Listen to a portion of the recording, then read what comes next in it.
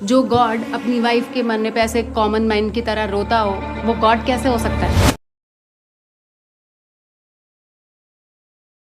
तो देखा आप लोगों ने किस प्रकार से ब्रेन वॉशिंग करने के लिए सनातन ईश्वर की सर्वज्ञ सत्ता पर प्रश्न उठाया जाता है, ये कहते हुए कि अगर वो ये कर सकता है तो ईश्वर कैसे हो सकता है, अगर उसने ये कर दिया तो वो ईश्वर कैसे हो सकता है। इस विषय में जितने भी धर्म से प्यार करने वाले लोग हैं, उन्होंने तरह तरह से अपने अपने पक्ष को रखा है सनातन धर्म की तरफ से, मगर जो शास्त्र सम्मत पक्ष है वो रखा जाना अभी भी शेष है, या फिर रखा भी होगा तो बहुत ही कम लोगों ने रखा है। वैसे तो इन लीलाओं के द्वारा भगवान बहुत से साइंटिफिक और स्पिरिचुअल अर्थ बताना चाहते हैं मनुष्य को, पर एक गूढ़ अर्थ सब में छुपा हुआ है, हर लीला में छुपा हुआ है कि ईश्वर आपको बार बार ये बता रहे हैं कि मैं ईश्वर हूँ और मुझ पर कोई भी नियम लागू नहीं किया जा सकता, क्योंकि ईश्वर वही है जो कुछ भी कर सकता है। सत्यम ज्ञानम अनंतम ब्रह्म, तैत्तिरीयोपनिषद 2:1।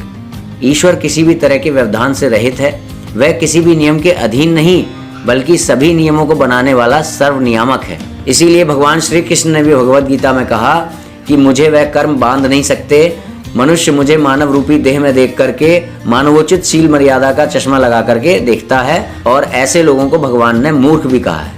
दोस्तों, अगर हम नहीं मानते कि ईश्वर रो भी सकता है, या वो अपनी पत्नी को किसी दुराचारी की कैद से छुड़ाने के लिए वानरों की मदद भी ले सकता है, या वो रास रचा सकता है, गोपियों के साथ नृत्य कर सकता है, तो इसका मतलब ये है कि हमारा मानना ये है कि दुनिया में कई कार्य ऐसे हैं जो ईश्वर भी नहीं कर सकता। इसका अर्थ ये है कि हमारे अनुसार ईश्वर कण कण में नहीं है। इसका अर्थ क्या होगा कि ईश्वर सर्वव्यापक नहीं है। इसका अर्थ क्या है, जब कहीं पर कोई बुराई हो रही है, कहीं पर कोई गलत कार्य हो रहा है, तो वहां पर ईश्वर की सत्ता से बाहर है वो कार्य, उसकी पहुंच से बाहर है वह कार्य।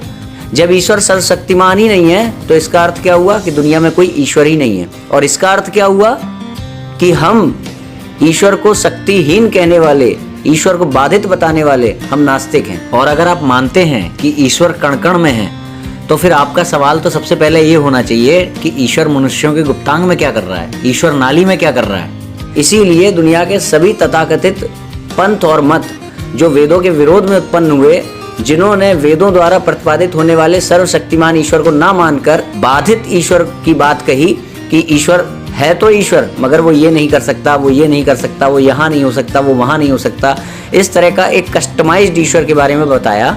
ऐसे ही मत और पंथों के बारे में वेदों में कहा गया है कि वेद विरोधी नास्तिक, क्योंकि जो सर्वशक्तिमान पूर्ण ईश्वर है उसको परिभाषित केवल वेद यानी सनातन ग्रंथ ही करते हैं। दुनिया में केवल एकमात्र सनातन ईश्वर ऐसा है जिसके सामने एक पंक्ति, एक लाइन नहीं लिखी जा सकती कि ही कांट डू इट।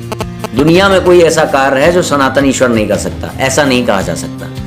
इसीलिए ईश्वर रो भी सकता है, वो अपनी पत्नी को किसी दुराचारी के कैद से छुड़ाने के लिए वानरों की सहायता भी ले सकता है, वो रास भी रचा सकता है, वो नृत्य भी कर सकता है, वो हर वो काम कर सकता है जो एक मनुष्य बुद्धि से सोचा जा सकता है।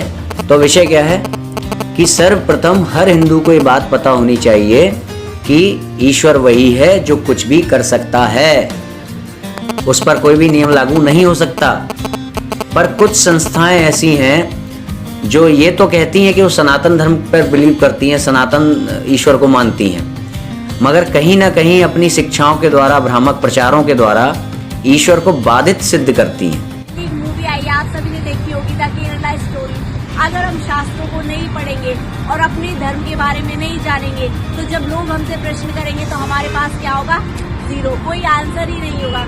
ये उन लड़कियों का दोष नहीं है, ये उन माँ बाप का दोष है जो अपने बच्चों को धर्म के बारे में बेसिक सी चीज नहीं बता पा रहे हैं। और ये कहीं ना कहीं हमारा दोष है। आज भी हम भगवद गीता लेके इतने लोगों तक नहीं पहुंच पाए हैं। कल अगर कोई आपके धर्म के ऊपर प्रश्न उठाए तो क्या आप उसके उत्तर दे सकते हैं? इन क्लिप्स के अनुसार ये जो भी महानुभाव हैं, जो मातृशक्ति हैं, बहुत ही अच्छी शिक्षा दे रही हैं कि सभी को अपने धार्मिक शिक्षा के प्रति जागरूक होना चाहिए, अपने धर्म की पढ़ाई करनी चाहिए। अच्छी बात है, बहुत अच्छी शिक्षा दे रहे हैं। मगर ये जिस संस्था का प्रतिनिधित्व करते हैं, वह संस्था स्वयं ऐसी शिक्षा का प्रचार करती है जिससे ईश्वर के सामने नियम लगता है, ईश्वर बाधित हो जाते हैं, ईश्वर की सर्वसत्ता पर प्रश्न उठ जाता है। So milk can become curd, but curd can never become milk. So Krishna can become Shiva, but Shiva cannot become Krishna. That दूध को आप जब चाहे दही बना सकते हैं, लेकिन दही को क्या आप दूध बना सकते हैं? नहीं। शंकर जी एक्चुअली में भगवान विष्णु के ट्रांसफॉर्म रूप है, जिसे दूध से दही बनता है, लेकिन दूध दही की जगह काम नहीं करता। लेकिन एक दूध दही वाला उदाहरण बहुत ख्यापित है। जिस प्रकार दूध से दही बन जाता है मगर दही से दूध नहीं बनता है, उसी प्रकार श्री कृष्ण तो शंकर भगवान बन सकते हैं मगर शंकर जी पुनः श्री कृष्ण नहीं बन सकते। बिल्कुल सही। ये कैसे है? और दूध से दही बनाया जा सकता है, तो दूध से दही बन सकता है, लेकिन अगर आप दही से दूध बनाना चाहो तो इस शिक्षा के अनुसार जिस प्रकार दूध से दही बन सकता है पर दही से दूध नहीं बन सकता, उसी प्रकार कृष्ण तो शिव बन सकते हैं मगर शिव बनने के बाद कृष्ण वापस कृष्ण नहीं बन सकते। तो इसका मतलब यहाँ पर इस संस्था द्वारा बताया जा रहा है कि यह कार्य ऐसा है जो कृष्ण भगवान नहीं कर पा रहे हैं। इसका अर्थ क्या हुआ कि ये संस्था दिन और रात जिस भगवान कृष्ण की पूजा करती है, पूजा करवाती है, उनका जाप करती है, दिन भर उनका नाम रटती है, वह भगवान श्री कृष्ण इनके लिए सर्वशक्तिमान नहीं है बल्कि बाधित हैं, पूर्ण ब्रह्म परमेश्वर नहीं है। जैसे हमारे ईश्वर के लिए कहा गया पूर्ण ईश्वर, ईश्वर अबाध्य है, कुछ भी कर सकता है। तो जब हम उसके सामने लगा देते कि वो ये बन करके ही वापस नहीं बन सकता, तो फिर यहाँ बाध्य हो गया। एक बार फिर से रिपीट करिए अपना। तो शास्त्र ये कहते हैं, प्रामाणिकता ये कहती है, तर्क ये कहते हैं कि ईश्वर वही है जो कुछ भी कर सकता है। ईश्वर किसी भी तरह के व्यवधान से रहित है। ईश्वर किसी भी नियम के नीचे नहीं है बल्कि वो सभी नियमों को बनाने वाला है। मगर इस संस्था से शिक्षा प्राप्त करने वाला व्यक्ति इस तथ्य को कहीं भी कभी भी मजबूती के साथ रख ही नहीं सकता।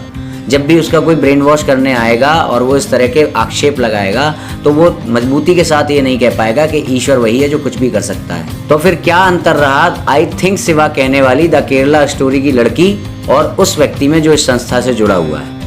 तुम लोगों ने बताया नहीं तुम कौन से गॉड को मानते हो? I think Shiva is a big God. आपको अपने धर्म की बेसिक सी चीज नहीं पता, वो पूछ रहे हैं कि भगवान कौन है, आप कह रहे हो I think Shiva is God. Think. तो अब आप निर्णय करिए कि सनातन धर्म का मूल शत्रु कौन है, जो सामने से अवसर का लाभ मात्र उठा रहा है या फिर जो उनको अवसर प्रस्तुत कर रहा है भ्रामक शिक्षा का प्रसार करके।